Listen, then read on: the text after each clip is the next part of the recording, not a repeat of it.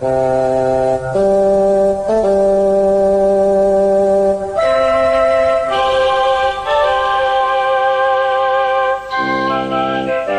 Geeks, Two Beers. Episode 61, live and kicking.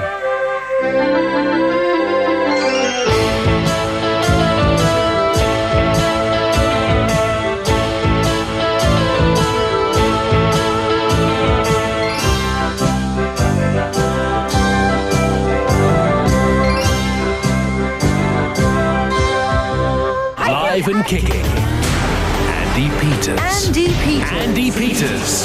Live and kicking. Emma Forbes. Live and kicking. Live and kicking. The only way to start your weekend. Okay, bear with me, because this is the worst bottle opener of all time. Okay? Oh, there you go. Only two? That's pretty good. My turn. Good luck.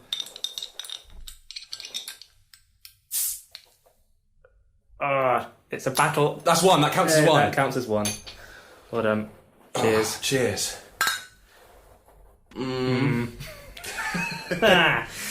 well, hello and welcome to episode 61 of Two Geeks, Two Beers. It's me, Tom Eames, my fellow 90s TV fanboy, Morgan Jeffery. Hello. Good Christmas? All right? Yeah, very nice. Thanks. Yeah. Very relaxing. Yeah. Sort of came and went, didn't it? Yeah. Lots of food. Lots of alcohol. Yeah. I like Christmas for the alcohol, but then it gets to January, and then certain people, not me, you, have decided... Specifically you. Yeah, that it is dry January. Yeah. And so I felt a bit weird if I just had a beer and you didn't.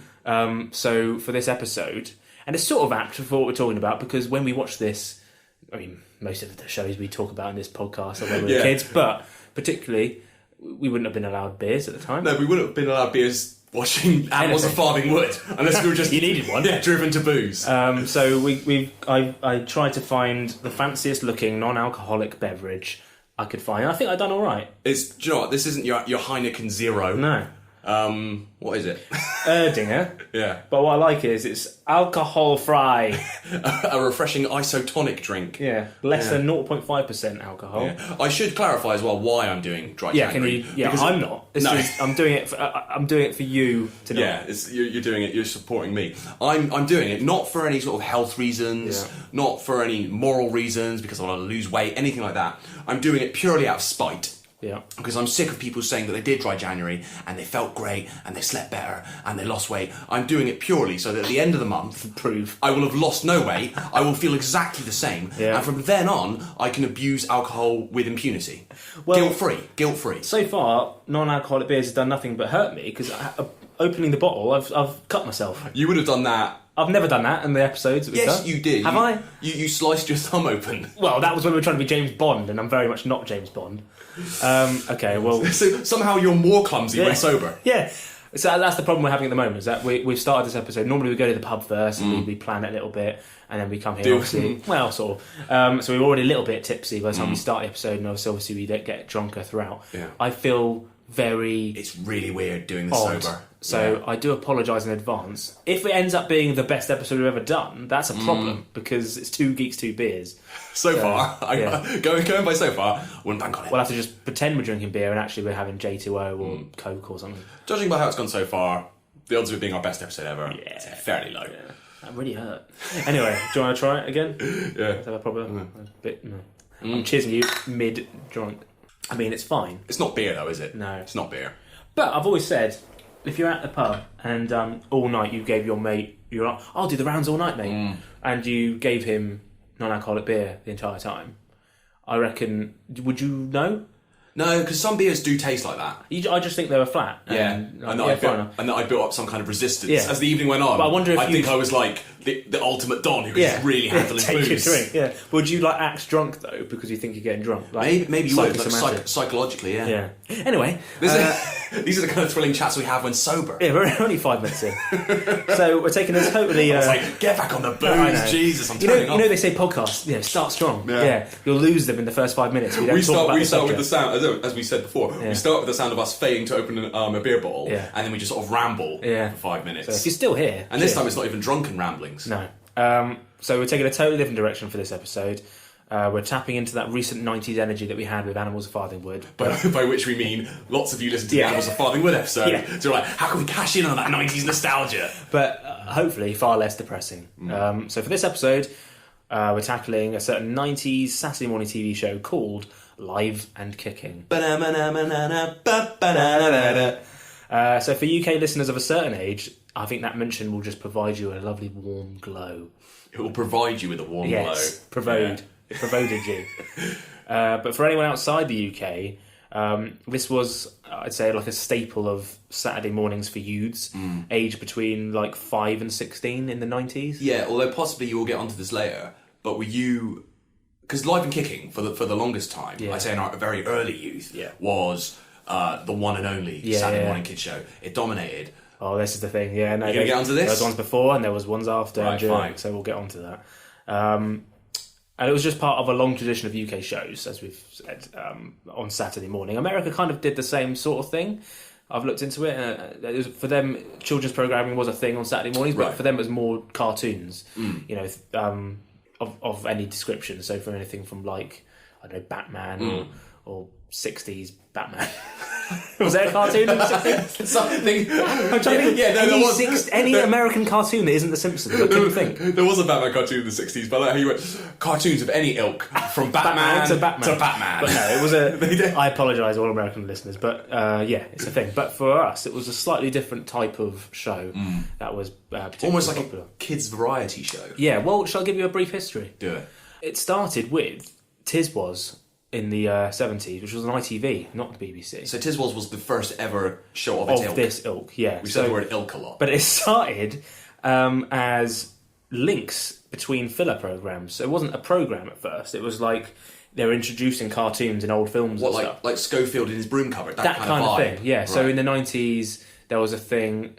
So you'd get home from school at like 3 o'clock to 3:30, and there'd be this show called The Broom Cupboard, and it would be Andi Peters or Philip Schofield, and they have Ed the Duck, this what do you call it, a glove puppet, and Gordon the Gopher as well, and they would just have a laugh in this tiny little room, the Broom Cupboard, and introducing different programmes. Now that you've explained it, doesn't sound any less insane. No, but as a kid, it was great. Hiya, how are you? Hope you're feeling A-OK. Hello, Ed.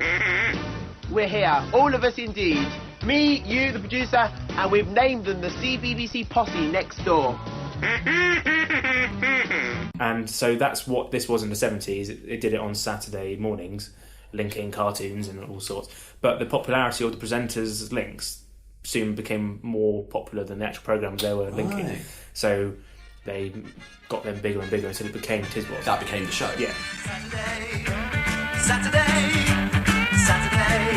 is Tiswas Day. Saturday is Tiswas. Every day to miss, 'cause Saturday is Tiswas Day. Chris Tarrant famously hosted it with Sally James, introduced the likes of Lenny Henry and Jim Davidson.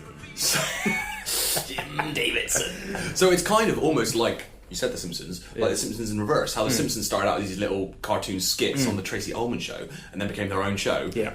This time, the sort of live action links between the cartoons became the show. Yes. So that ran from 1974 to 1982. The BBC rivaled Tiswas with a much cleaner show. Tiswas was like the naughty one. Was this multicoloured swap shop? It was multicoloured swap shop. Nice. Though Tiswas was initially only broadcast on the ATV region in the Midlands, whereas at the time Swap Shop, when that came along, Tiswas wasn't all over the country. So it looked like Swap Shop had sort of stolen the idea, but it got away with it because a lot of the country weren't watching it. So, right, smart. So by the time Tiswas came national, they were both doing it. So it was like, yeah, we came up with it. Whatever. Anyway, good morning. This is the television centre, and there's one very important thing to do. Note time, 9:30, Saturday morning. I got a long run. Run the titles.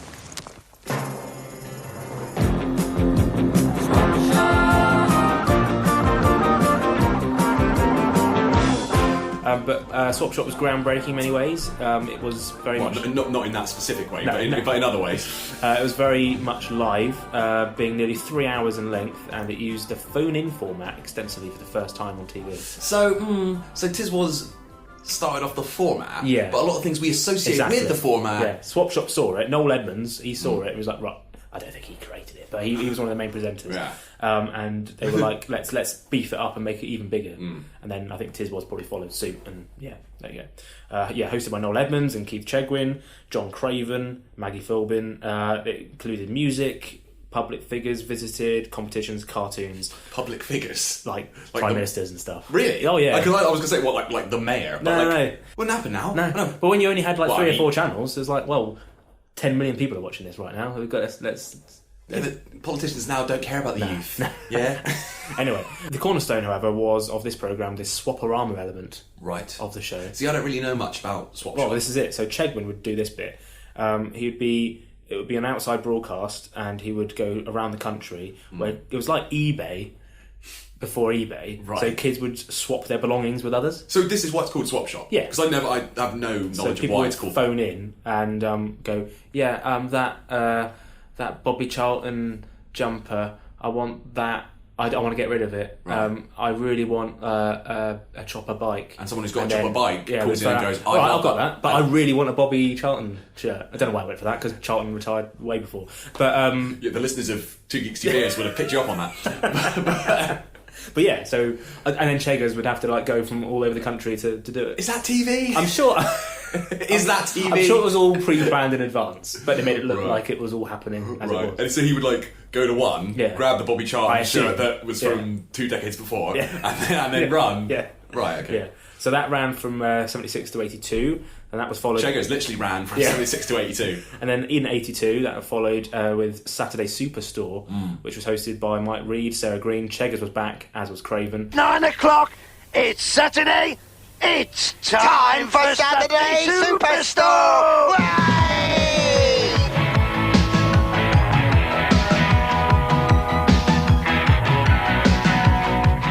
Mike Reed, the DJ, not Mike Reed Not- of EastEnders Yeah, fame. exactly. Sadly, that would have been amazing. Didn't he do something like this though? He Run around. Did he? Yeah, Mike. What's that? I don't know. All I know about it is a kids' show with EastEnders Mike Reed, and he would go, "Run around." Is that the And premise of the programme? That's my knowledge of the premise. Well, here it is. Around coming up. Want to look at the boards in front of you. You've got 3 names up there. What we want to know is, in which country do you associate with the guillotine? Would it be answer 1, Germany, answer 2, France, or answer 3, America? You think you know? Well, go! Run around. Well, that was brilliant. Mainly because he was talking like we do. We do that. It was not critically reviewed. What was it? I'm so not drunk. I can't remember anything. I'm drunker. Can't even remember our catchphrases. No. What is the catchphrase? It received mostly That's it. negative reviews. Yeah. That was Good on it. Mike Reed. Anyway, so yeah, that was a children's game show. Very similar. But we're not talking about we're that not Mike talking Reed. We're talking about the other Mike No. Reed. So that was that. Superstore was very similar to Swap Shop, and it ran from 82 to 87. And then from 87 to 93 came Going Live, hosted by Schofield, as we've mentioned, and Sarah Green. And they also introduced Trevor and Simon, Yes. who we'll get onto a little bit. Emma Forbes. Oh, who we'll Forbes get was onto a part of little it. bit, and Gordon the Go for the Puppet. So here's a little clip of a typical Going Live episode.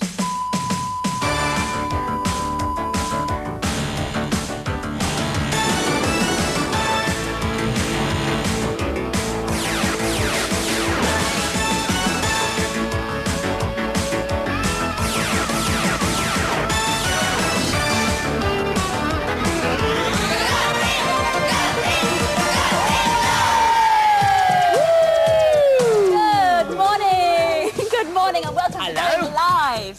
United Nations jacket on this morning. Woo! What a piece of history happening at the moment. Incredible. And very exciting in the studio, I have to say, because, of course, this morning, Glenda's coming in for Gordon. She'll be using very exciting. The rest of the programme. Trouble now is Sarah Green. Sarah Green? Yeah. Sarah Green. Is I see her and I just get a chill down my spine because I just think of Ghostwatch. Oh, yeah. Terrifying. It's like something terrible. I see a clip of her and I'm like, something terrible is Yeah. going to happen. Scope's going to be like decapitated. Yeah. But yeah, Going Live was great. It was broadcast during the autumn to spring seasons, and then they did that thing I don't even remember where I thought these shows were on all the time. No. They're not. So, for instance, this was from autumn to spring, and then you had other shows such as the 8:15 from Manchester and Parallel 9 during the summer months. Do you remember Parallel 9? Not as fondly remembered. This is fascinating. Or remembered at all. So the premise of this show, this is mental. Bear in mind, is this more crazy than Keith Chegwin running up and down the country being a one-man eBay? Bear in mind, this is just meant to be Saturday morning filler of introducing guests and music and cartoons. But they need like some kind of concept around it. They need for some reason they decided, instead of just having the same show all year round but different presenters or something, they're like, we need a completely different show for the summer. Even though the summer is when you're probably going to be watching it most. I never understood that. If you think about it, this is from autumn to spring when you're at school, was when Live and Kicking and Going Live were on. And so you'd watch it at the weekends, and it was great because it was... Maybe they assume like kids will be out in the summer. Maybe. So they're like, oh, fuck this, let's just put Parallel 9 on. So Parallel 9, the premise of the show, it has a premise, was it was focused on this character called Mercator, an old alien time baron with very long eyebrows, it says here, who was banished to Parallel 9 after summoning an Earth girl named Salendula as a result of his thirst for knowledge, a criminal offence on his home planet, Zarb. As part of his punishment, he was allowed to awake for only 2 hours a week from 9 a.m. to 11 a.m. on the day the Earthlings call Saturday, and had the ability to beam up guests from Earth and to Parallel 9 to take part in interviews and features with Salendula, who was decided to take up permanent residence in Parallel 9. So he just stole this girl and was like, yeah, I'll stay here to interview guests with you. Parallel 9 in its original form was poorly received. And so extensive changes were made. Very good Mike Reid impression. Extensive changes were made. Most of the first series characters were dropped. The setting changed from a prison dimension to a space station. So they rebooted Parallel 9. Did. Instead of just cancelling it altogether. Like, no, we believe in this franchise. The new show was more vibrant than its predecessor, with jauntier opening titles, a brighter set, and a new lead character, though this character was still called the Mercator. So the guy who played him originally was bumped off, essentially. And it sort of did like a Space 1999, where in year 2 they like got rid of half the cast and it had a very different... It's a bit jauntier and a bit more colourful. Exactly that. Maybe that's what it was inspired by. Almost certainly. So that was Parallel 9 for you. So I'd say Going Live was great, but it felt like all these shows were leading up to, I'd call like a perfect storm, lightning in the bottle. Yeah, each time it's getting slightly better. Yeah, and it led to Live and Kicking being first broadcast on the 2nd of October 1993 at 9 a.m. on BBC One. When was that? Got a mouthful of beer. 2nd of October 1993. Thank you. So I would have been 6, almost 7. Yeah, I would have been 7. Because you're older than me. Yeah, I am older than you. Yeah, 7 years old. Well, do you want to get some serious nostalgia then? I want to bite into my nostalgia, but I want it to bite into my history violently. Okay, here we go. Hello, it's 9 o'clock and you're watching BBC One for the very first edition of Live and Kicking! Woo!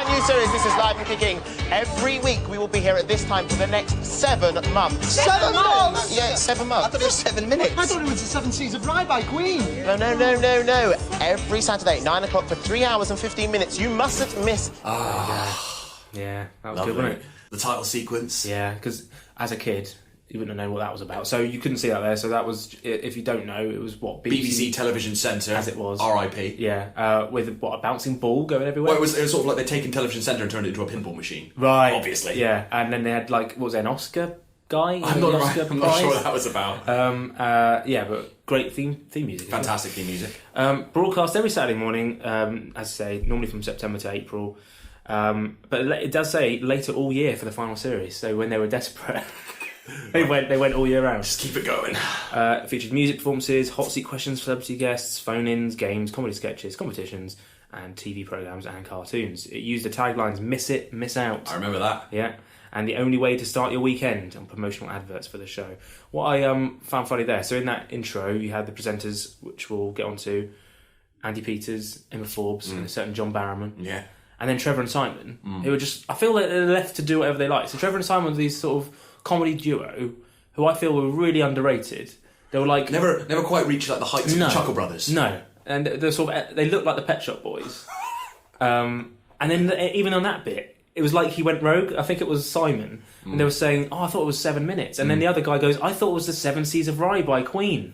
What a weird thing to say! Like even kids in the early 90s wouldn't know what that reference meant. What was he thinking? What I want to say though is, right now you're paying homage to Trevor and Simon. Yeah, I'm already ranting about them. And you've just said slag them off. Which one was that? Simon, Trevor? I don't even know. I actually didn't don't know. bother to look it up. How idiots don't know who Ant and Dec are, which one it is. I am that with Trevor and Simon. Do you know which one's which? Ant and Dec, yeah. No, Trevor and Simon. Obviously not. No one does. I'm not even sure Trevor and Simon know. But anyway, I couldn't find a cartoons list of the sort of shows you'd see. So I'm hoping you remember some. I remember, obviously, Rugrats was the main one you'd get in Lion Kicking. That was earlier on in the broadcast. Yeah. The Raccoons was always there. Yeah. Although sometimes it was on immediately before. I thought it was on immediately before. Raccoons was on before, and then I think Rugrats was during. Because there was always something good. There was always a good lead into Live and Kicking as well. Yeah. Which normally I wouldn't get up early enough to watch, but I watched like the tail end of the Raccoons, no pun intended. But sometimes it would be repeats of Lois and Clark. Oh yeah. New Adventures I of think Superman. Rugrats was in it later on. Rugrats was definitely in it. And I think X-Men was. They would alternate X-Men and Spider-Man. So like you'd have like a season of X-Men and then a season of Spider-Man. Yeah. Fantastic. But the cartoons were essentially just filler, so whenever the presenters needed a piss or a fag outside, like, let's just put a cartoon on for half an hour.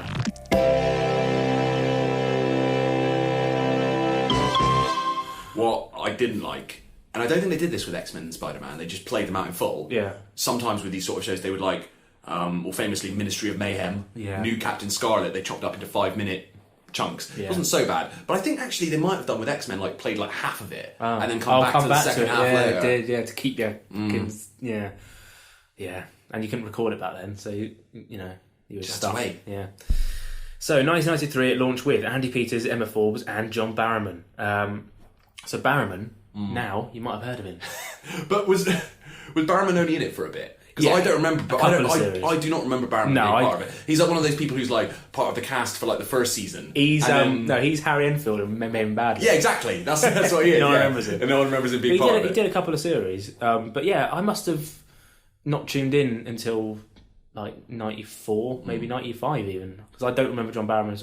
Or my memories are so crap from that. But I don't remember. I remember Peters and Forbes, the classic duo, and Trevor and Simon. I have no memory of Barrowman being in it. But also, and I'm probably doing Barrowman a huge disservice. Maybe he did like loads of stuff on like the West End. And stuff. But like after this, what was Russell T Davies thinking when he went, who am I going to get to play this sort of like sexy time agent World War II chiseled hero dude? That bloke from Live and Kicking. Who did 2 series of Live and Kicking. He done all sorts, hasn't he? Have you? A little bit. Chanto, though. Cab Jack Harkness. Stop it. Can I say hello to anyone? Chan, I do not protest, though.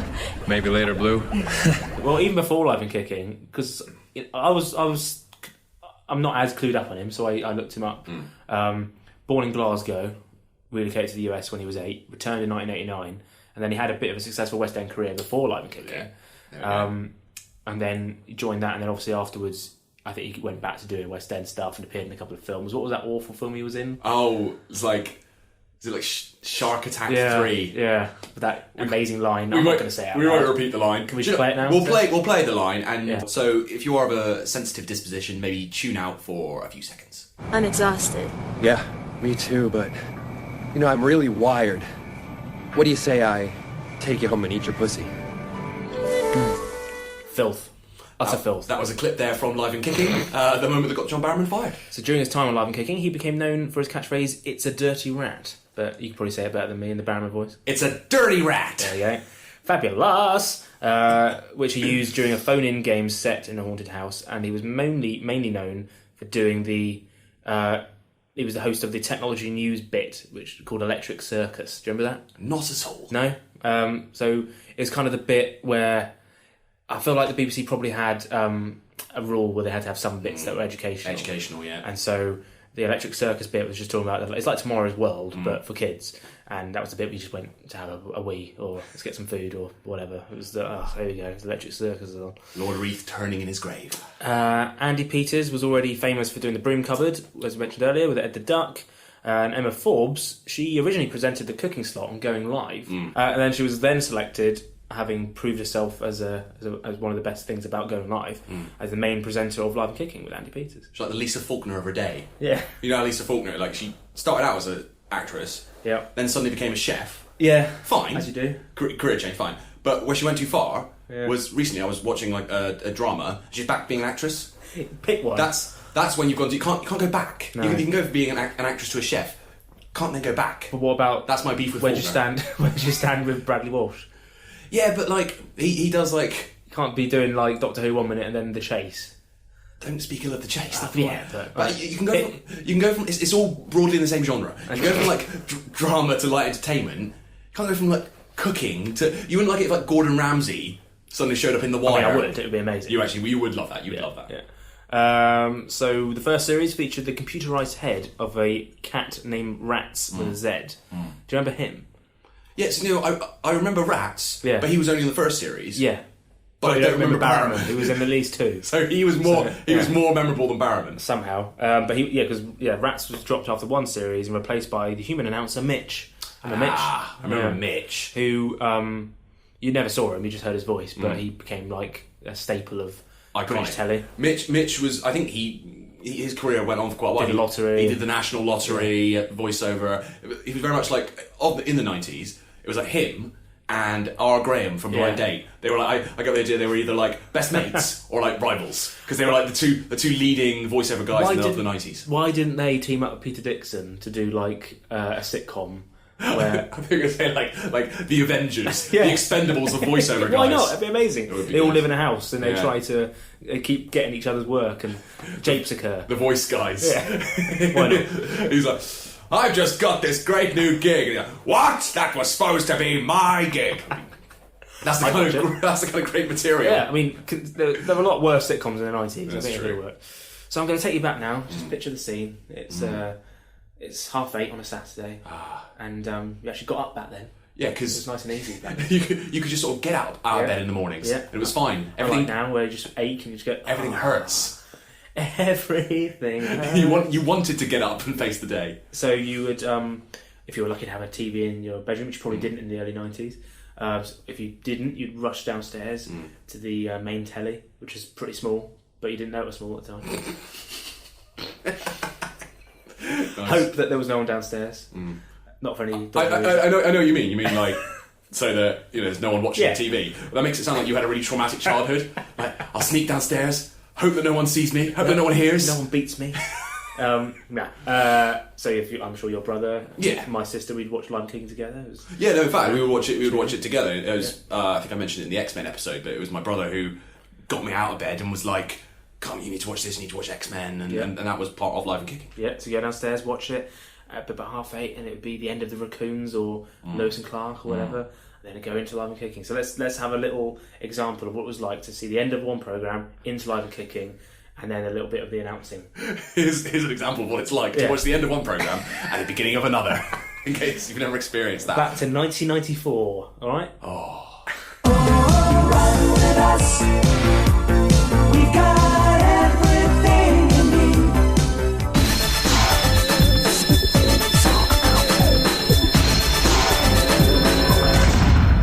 It's 1994, it's back and it's bigger than before, so make it your New Year's resolution to tune in every Saturday. Why?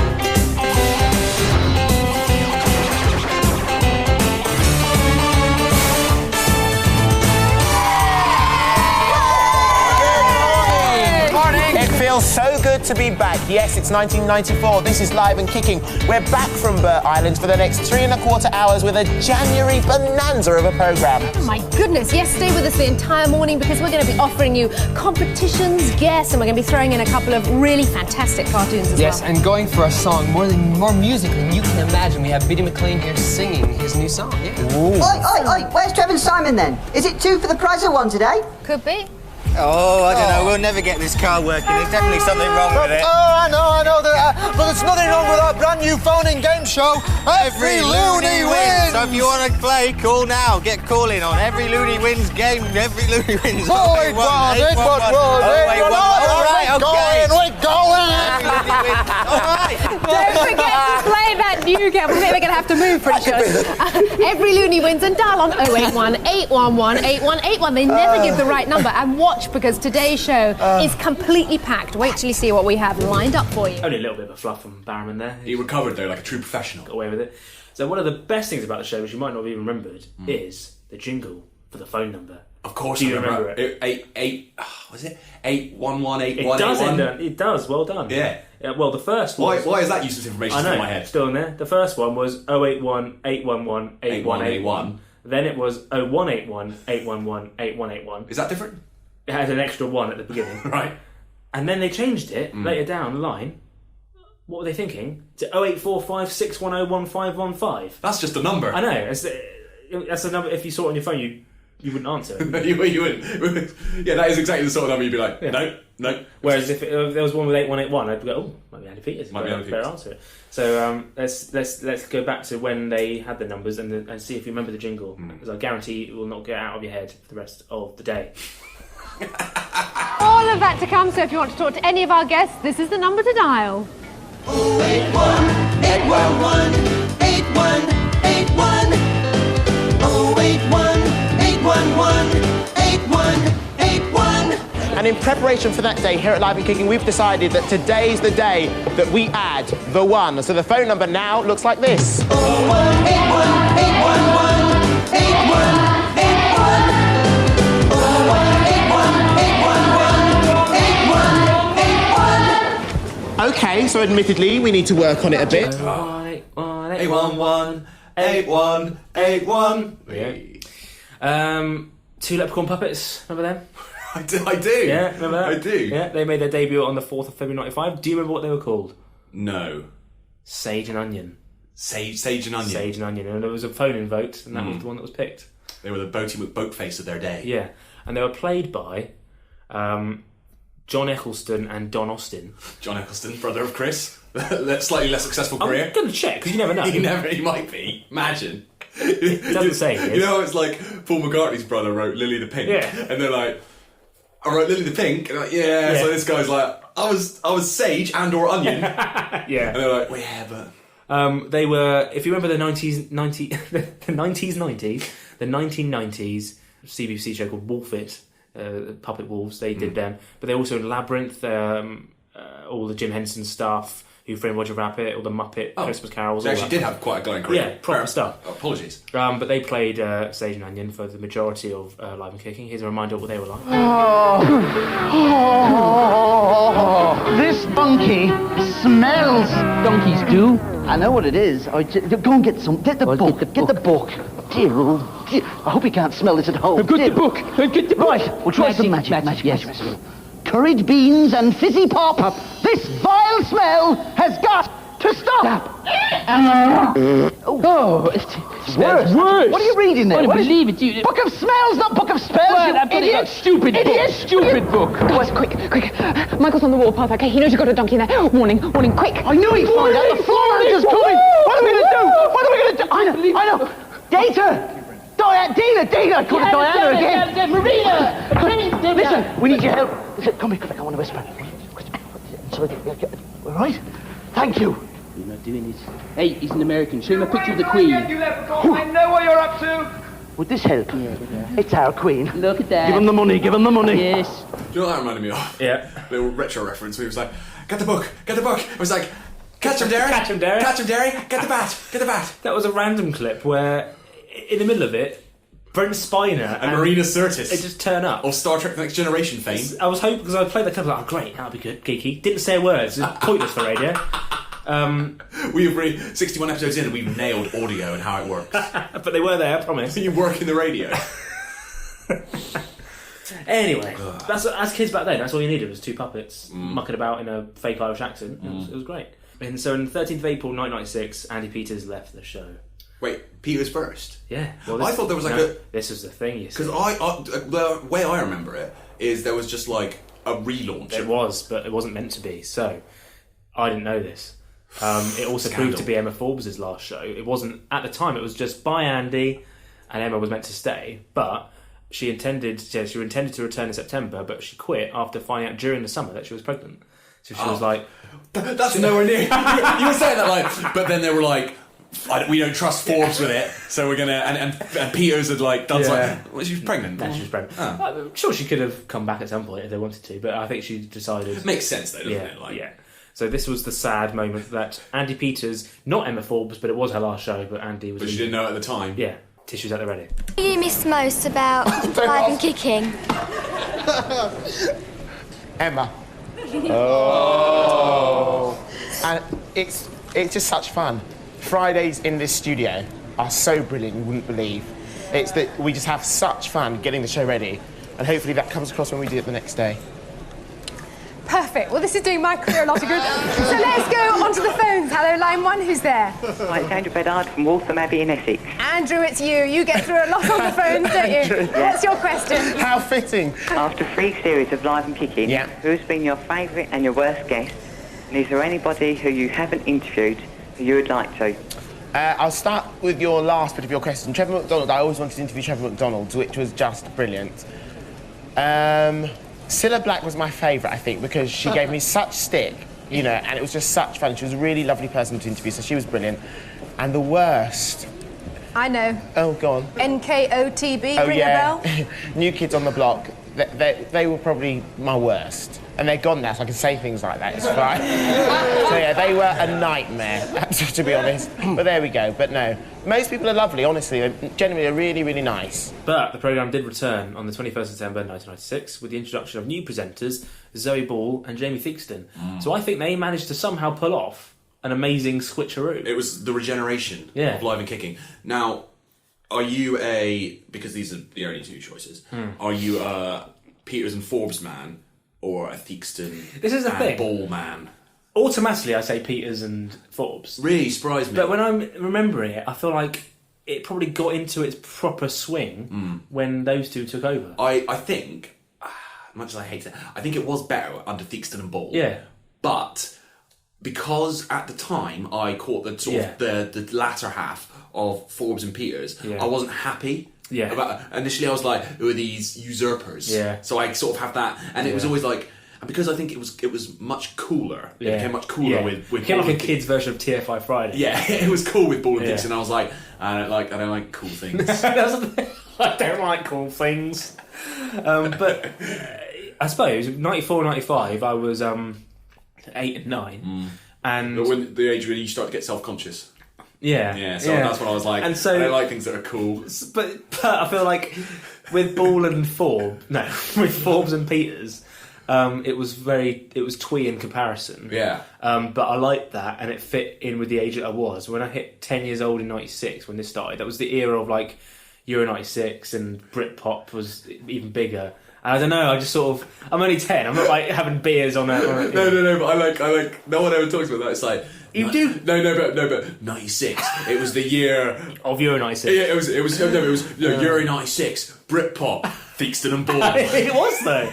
But also as a kid, when each year that you grow up is a big thing. Oh yeah, so much happens in that short space of time. So that's why when you're a kid you measure it in half years. Yeah. You're like 6.5. Yeah, 6 3/4. Because now if you go between the ages of 34 and 32, it's like there's no difference there whatsoever. Yeah. Whereas there, I blinked and I was suddenly 33. Between 8 and 10, a lot happens. So you could like something really, loads in 1 year, and then 2 years later, like what's this? One of the highlights that I liked from the Theakston era was that Theakston just asked Jerry Halliwell out. What, on camera? Yeah, because this was the peak of Spice Girls, and Theakston was a good-looking man. But not that he isn't now, but But did it play like okay? It was fine. Or was it a little bit creepy, like when James Corden was like? Yeah, no, it wasn't anything like Corden creeping on Lily Allen. Nothing like that. But I think he was just like, because they were doing the Q&A with people phoning in, and then I think Theakston was just like, there's no footage of it annoyingly. He was like, Are you sure this happened? No, it did happen, and he goes something like, they were asking questions, and he just asked her out. What a lad. What did she say?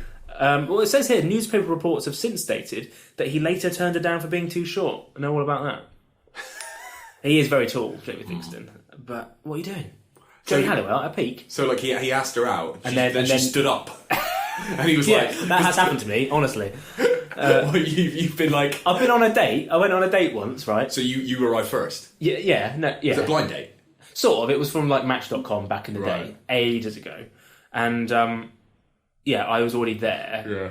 And I think I'd already got drinks. Yeah. So they were waiting for her. Yeah. She came, having a great time. Then she went to get the next round. Right. We were still sat down. Oh, no. I didn't go to the toilet at any point. It was all going so well. And we were having a great time. And then we got up to go to the next... We were like, let's go somewhere else. Yeah. And then the walk between that place to that place... Bear in mind, I was still taller than her. Yeah. It wasn't like she was taller than me or anything. Yeah. And she just... Her atmosphere and her personality just changed. To be fair, though, when that person came up and said, "Madam, what are you doing with that child?" that did spoil the mood slightly. It did kill the romance. It did a little bit, yeah. But yeah, I never had a... Like, I know... Well, this is another... What you're saying is you identify with Jerry Halliwell. I do identify Jerry Halliwell. Jerry Horner. Jerry Horner. So here's the beginning of the Theakston Ball era, and I think they did a really good job of making it a thing, a moment. And whoever gets my job, you've got the best job in the world because it does fantastic. Bye-bye. Well, there he goes, off to who knows where. But let's not shed too many tears, because now it's time for... Live and Kicking, the next generation.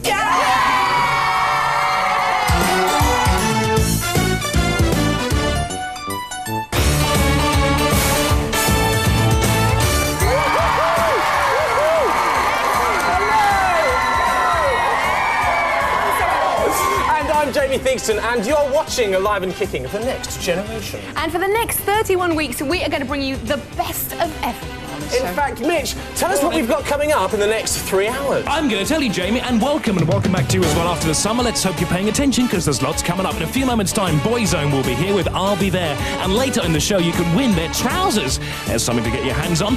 Then this morning at 9:25, our first visit to the Rugrats, and we find Chucky having a rather bad hair day. Ugh. There's lots of rather large mice running around and causing mayhem in Run the Risk at 9:45.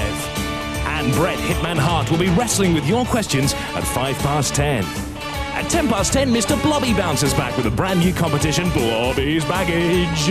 And she must have been a beautiful baby. Our M's here to take your calls. Now look at this. Left, right, up a bit, down, splat, right, splat. Ooh, Spider-Man leaps back onto your screens at 10:35. And then we go behind the scenes at Wembley when Electric Circus finds out what went on at the Top of the Pops Wembley weekend. Olympic rower Steve Redgrave braves the hot heat of the hot seat to answer your questions. And then it's Trevor and Simon who embark on their Transmission Impossible at 11:35. Now, you know the number. Here's the new way to sing it. 0181811 8181. Just like that. 0181811 8181. Wow, that new phone jingle rocks! Wow, indeed, Jamie. It rocks. So indie, so 90s. That lineup. That was everything that was good about the 90s. But that was just a generic week. Yeah. And look at what they had on there. Boyzone, Spider-Man, Wrestling. Rugrats, Brett the Hitman Hart. It's like everything that was good about the 90s. And I forgot Run the Risk. I wasn't going to talk about Run the Risk. It was like a mini game show they did on the show. But what? We had it good, didn't we? Going up. Like, you had that every Saturday, and everyone... Because, again, you didn't have any other channels. Yeah. No one really had Sky. No. Your mates, no one had Sky. No one had phones, no one had the internet, nothing. So everyone pretty much watched that. Yeah. All your friends. And wanted to win Boyzone's trousers. Yeah. Well, why wouldn't you? Why would you? Yeah. Oh, that was fantastic. I found this great quote from Jamie Theakston from a few years ago talking about live and kicking. The kids were always the unknown quantity. One time we were doing something rugby related at Twickenham. Somehow this child got into the pen with Mr. Blobby. He must have been 12 or 13, a bit older than the kids we usually had on, and he just started punching Mr. Blobby. I remember hearing 30 Seconds to Live in my earpiece and trying to grab Mr. Blobby. Just the idea. This kid went, Blobby will kill you! Beat the crap out of him. What I like here, in September 26, 1998, Mr. Onion was temporarily written out of the show after supposedly being swept down the plug hole in the bath. This was done intentionally, as puppeteer John Eccleston was in Australia filming for Farscape for the year and wouldn't be available. Wow! Yeah, I love that the other one isn't good enough. Anyway. But also, the idea they couldn't just get someone else to step in. Only John could do it. Yeah, exactly. Only John could be, was it Sage or Onion? Mr. Onion. Mr. Onion. Mr. So yeah. did Sage keep going? Sage kept going, but to compensate for Eccleston's absence, a new leprechaun puppet was added called Shamrock, voiced by Rebecca Nagan of Rosie and Jim fame, who made her debut at the end of the first show as their long-lost sister, and then she became a regular feature even when Mr. Onion came back. I've got a clip here of a particular kid as he was then. See if you recognise him. Is it you? No. It won't translate to audio at all, but still. If you were comedians, what would you do? I'd love to be a professional footballer. I'd love to be a professional footballer. Dreadful audio. Can't see what it is. It won't translate to it. No. You can't see who it is. And the audio itself you can't is even bad. hear it. So that was Daniel Radcliffe as like a 7-year-old boy asking the Chuckle Brothers a question. You should have just not played that terrible clip and just gone, did you know Daniel Radcliffe was once on Live and Kicking? Did you know Daniel Radcliffe was once on Live and Kicking? That's a better experience. That is a better experience. Look, I wanted to prove that I at least found that. Even if it was recorded off the telly. Yeah, that was Daniel Radcliffe. I'm sure you all on a potato. deciphered on a potato. So they carried on until 1999, Zoe and Jamie. At which point, Live and Kicking ended. Well, you might not even remember this happened. For a year, from September 1999 to spring 2000, was hosted by Steve Wilson and Emma Ledden. Do you remember that? No. What? Yeah, it was. I don't think this happened. It did. Honestly, it was. No, it didn't. It did happen. I don't even know who those people are. Well, I looked them up on Wikipedia, and this is pretty much all they did. Right. And they were fine, but clearly it didn't work because they just weren't as good. I think they'd done like CBBC stuff, right? And they recruited them. Here they are. Here's their first show.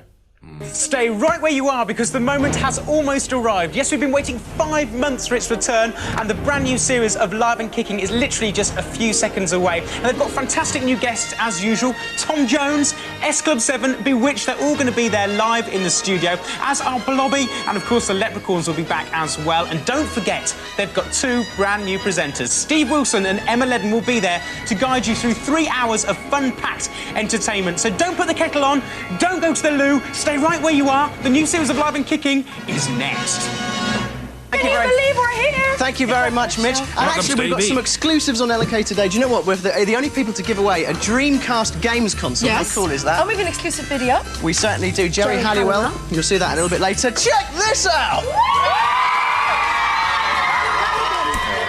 No memory of that whatsoever. No. But I like that the old hosts clearly have started affection for her. They came back. Ball was back. Yeah. Peters was back. It's like that episode of Doctor Who, Peter Capaldi's first one, where they had a little scene with Matt Smith, passing the torch. Good. Didn't have to do that, did they? No. But bit of a lackluster. They were fine. They were absolutely fine, but they just didn't have the chemistry as previous presenters. That was kind of the beginning of the end. And that was where Live and Kicking ended. Yeah. Not great, but at least it didn't go really bad. No. And that was, I suppose, at 1999 we were 13 at this point. So getting a bit too old. So we're not really watching it as much. Yeah, but we did watch it still. I think because again, it wasn't like everyone. Internet wasn't what it became at this point, so you still would watch. But I'm not on board for some kind of what do you call it, retroactive history thing where we say we were just getting too old for it. No. What happened next? Oh no, was diabolical. Yeah, so it returned again on the 7th of October 2000. And saw a number of major changes to the show. The set was entirely revamped with a new layout. Fine. New titles were added, along with a new arrangement for the theme tune. Never do that. Don't do a Doctor Who. They remixed it, and it wasn't very good. Didn't they do that one year? It's not been the same since 1963. No, but they did. No, but there was one season in particular that was really bad. Apparently, I'm sure you said that one. There's been some bad ones. Yeah, but there's been some good ones too. Yeah, well, it's not the strongest analogy. Just keep it as it is. Yeah, they shit. The original was the best, is what you're saying. That's what I'm saying. Yeah. The Leprechauns were gone, and Mitch got rid of them both. Wow. So Sage, Onion, and the other one. Yeah, Shamrock. What about Trevor and Simon? I don't know. I feel like they were still there. Actually, they were still hanging in there. But, still hanging around. But they introduced, instead of 2 presenters, 4 presenters. Yeah. So we had Katie Hill off Blue Peter. Now see what they're thinking, because Katie Hill was very successful coming off of Blue Peter. Otis Dealey, do you remember him? Yeah. He did a few scientific shows, didn't he? What was it? Not Brainiac, there was another one. I don't know. Who cares? Anyway, yeah, he was fine. Sarah Kaywood, who I did really fancy at the time, she was one of my crushes as a 13-year-old boy. And Trey Farley. Trey. Who, this is true. I once, because not a lot, but every so often I will host Comic-Con panels, and things like that, at the likes of MCM London Comic-Con, Heroes and Villains Fan Fest. You may have seen me. You probably haven't, but even if you did, you wouldn't remember. I was the guy next to Stephen Amell, but just like cowering. But I once got asked to do like a bunch of panels at this one convention, and I did a bunch of them. But weirdly, I got asked to do this one thing that was like this anime show, or like kids anime show. And I went up to do it, and like to meet the PR, and they were like, "No, there's been a bit of confusion. Sorry, you're not doing this one." And I was like, "Oh, okay, fine. I'll just go and have a relax for an hour." Yeah. And they're like, "No, Trey is doing this." And it was Trey Farley from Live Kicking, and he was like, "Oh, hi mate," a bit awkward, and like shook my hand. I was like, "Oh, it's Trey, the guy from the bad Live and Kicking." So you're on par with Trey Farley. This is what I'm saying to you. I am now on a par with Trey Farley. I mean, he sort of gazumped me, but actually the panels I was hosting that day were way better than his. I'm actually. Is this why you don't like the series? No, because I've got no reason there to. I disliked it at the time. What I'm saying is I'm now one rung above Trey Farley. Yeah, if anything. Yeah, although Trey Farley is married to Katie Hill. Didn't know that. I didn't know. Is that how he got the gig? No. They met on Live and Kicking. Oh, well, at least something good came out of it. And are they still married? Yeah. And they've got 2 children together, which is nice. You were like, well, you say you're better than Trey Farley, but you're not bloody married to Katie Hill, are you? So. No. He was also in Bend It Like Beckham. What? Why? Yeah, he was one of the mates called Taz, it says here. Remember that? Yeah, very strange. You know, I was saying about how you can go from light entertainment to acting. I don't like the idea of Trey Farley being in Bend It Like Beckham.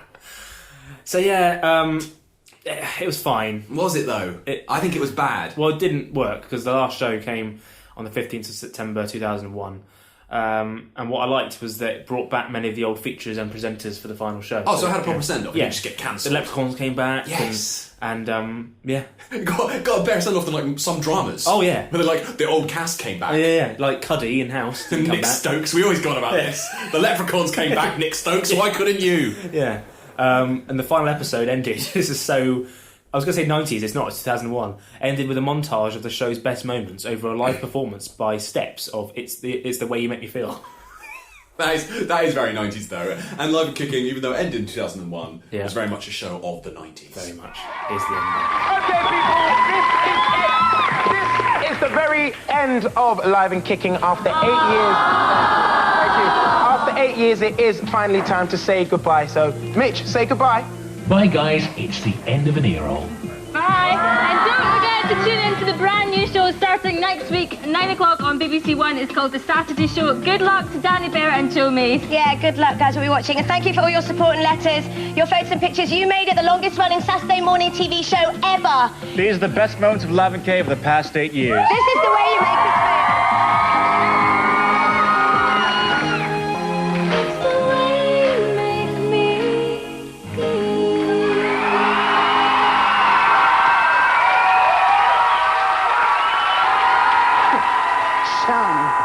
I think they've all dashed off to the end of run party. Have they... Don't touch that, brother. Don't touch that. I wonder what it does. No, brother. We were told never, ever, ever to pull the red lever. Missed it. Missed out. Whoa, that's quite moving. Missed it, missed out. Yeah. It took a spin on the old tagline. Dead and kicking. Dead and kicking. Yeah. I honestly think, looking back at that, that was probably the moment that I stopped being a child. You said this about Animals of Farming Wood. No, even more so. Maybe not child. It was more like that's when the boy became a man. Yeah, I felt that was that era, leaving childish things behind. Yeah, I mean, you'd argue against that now, wouldn't you? I very much would. Yeah, we spend our whole time reminiscing about childish things every month. And 2 geeks, 2 beers. But I'd say one of the reasons for Live and Kicking's demise was probably the rivalry it had over on ITV with a show called SMTV Live, which premiered in August 1998. So a good 3 years before Live and Kicking ended, and ran for over 270 episodes across 5 years before it ended in 2003. So it kept going for like 2 more years after. Yeah, very much. It very much was what killed Live and Kicking. Yeah, because ITV hadn't really had their own Saturday show for a long time, or at least not a very good one. And then this launched. At this point, a certain duo called Ant and Dec, or PJ and Duncan. They were popular. Had they not already stopped being popular as PJ and Duncan? Yeah, so by this point. So they were doing. So if you're a US listener, having explained the broom cupboard, yeah, expertly, Tom is now going to explain who Ant and Dec are. Anthony McPartlin and Declan Donnelly played PJ and Duncan in a CBBC soap called Biker Grove. Yeah, well, that's how you say it. Set in Newcastle. Yeah. And they just became weirdly popular enough to have loads of hit singles, but as PJ and Duncan, not as Ant and Dec. Under their character names, yeah. And then a few years after that, they then started having their own like CITV shows, like sketch shows and stuff, and they proved quite popular. And then it morphed into this, a Saturday morning show, which they did with Kat Deeley, who became a big star in America. She did. And it was essentially the same format as Live and Kicking, but a little bit more anarchic. It was a bit edgier, a bit...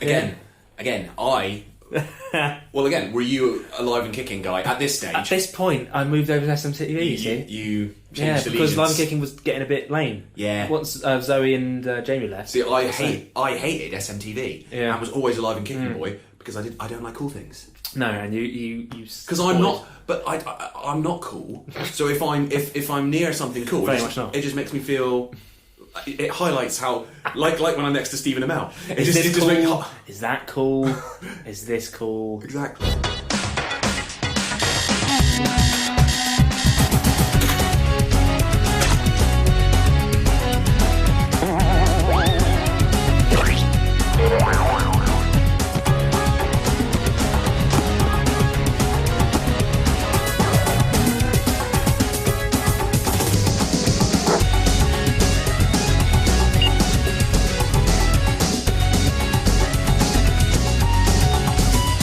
Yeah, same sort of thing. It had cartoons and sketch shows. It did like that spin-off, a spoof of Friends called Chums, which was very funny. Yeah. Apparently, it was the first time that UK audience got to see Pokemon. It was. They're big. Like Live and Kicking had Spider-Man and X-Men and Rugrats. This had Pokemon, and I remember actually very clearly watching the first ever episode of Pokemon as part of SMTV Live. Oh, there you go. I remember watching that. Yeah. It attracted around 2.5 million viewers at its peak, which is huge for a Saturday morning of any era. And it also had CD UK, which followed SMTV, which was like Top of the Pops, I guess. It was Top of the Pops for kids, showing the big hits of that week. My favourite bit of SMTV though has to be Ant and Dec playing their game Wonky Donkey. Wonky Donkey. Challenge Ant was good, but Wonky Donkey was better. So might as well play a clip. Sorry, guys. I feel like we're cheating on Live and Kicking. Yeah, but. Here we go.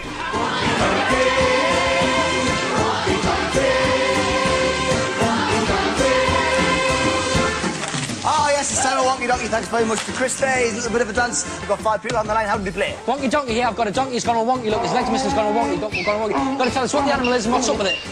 It's got to rhyme, though. Has got to rhyme. 10 seconds for each call and nobody gets his rock and roll over. 10 seconds. All right. What's that? I see the kitty, kitty, where's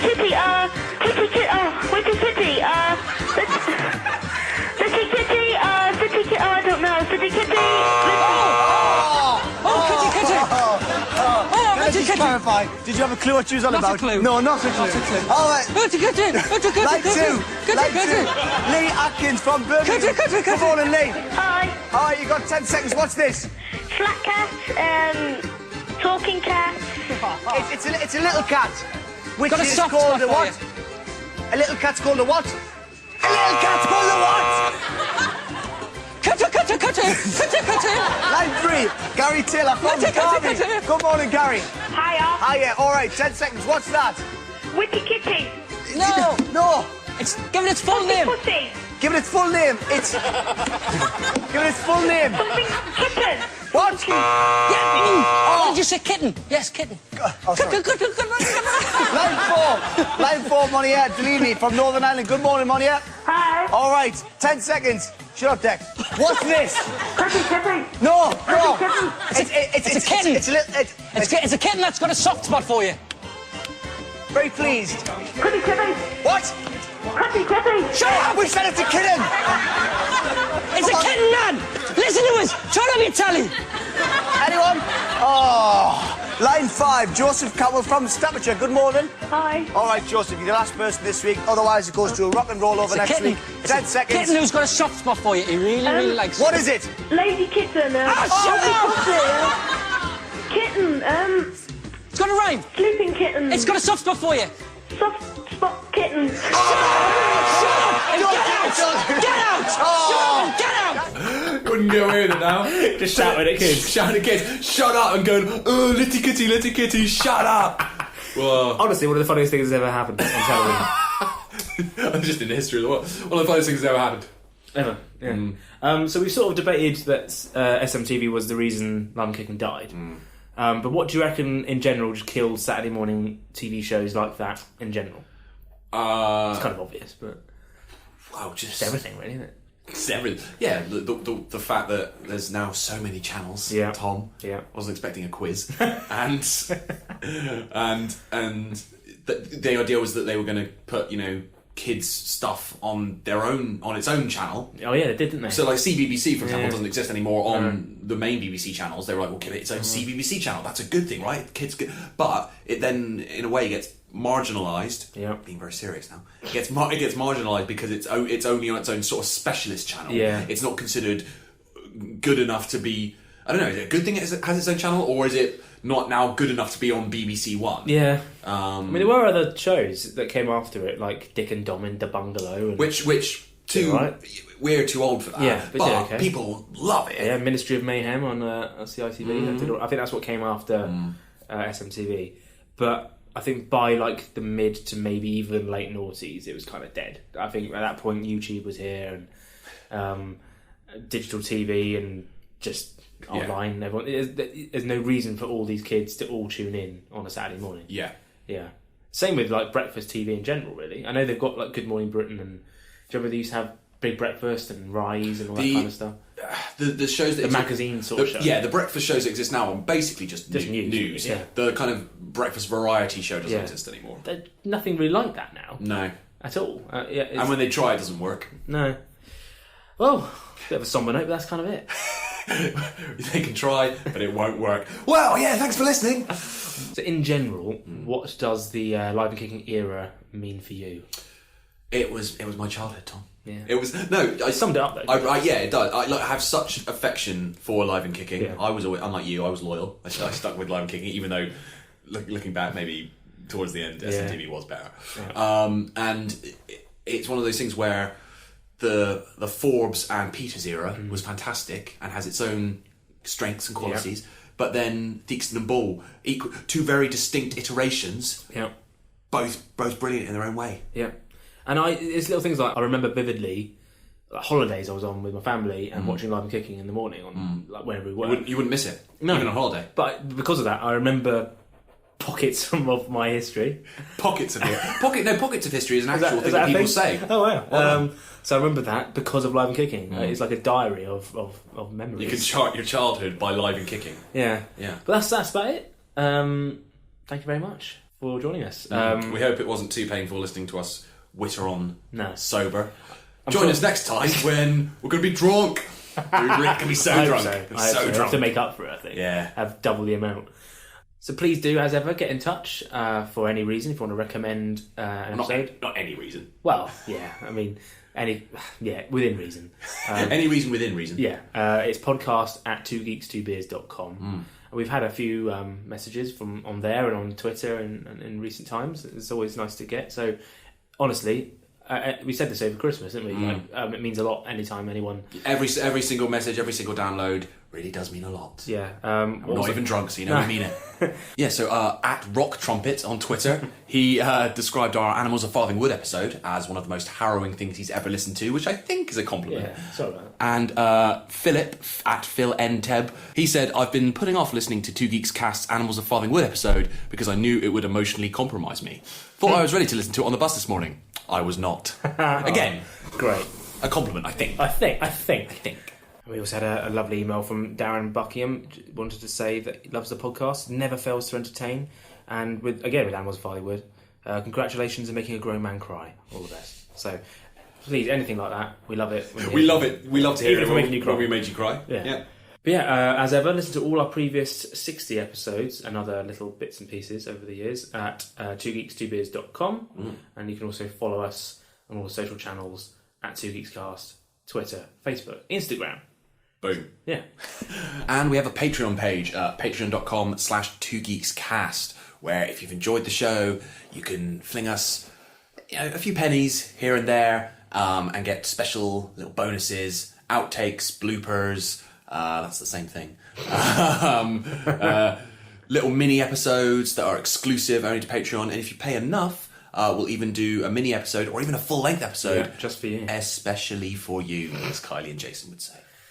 And we're also on YouTube now as well. We're uploading like the best clips of past episodes with little like visual additions. We're thinking we're probably just going to upload full episodes on there as well. It's just another way you can listen to it if that's easier for you. So just search for 2 Geeks.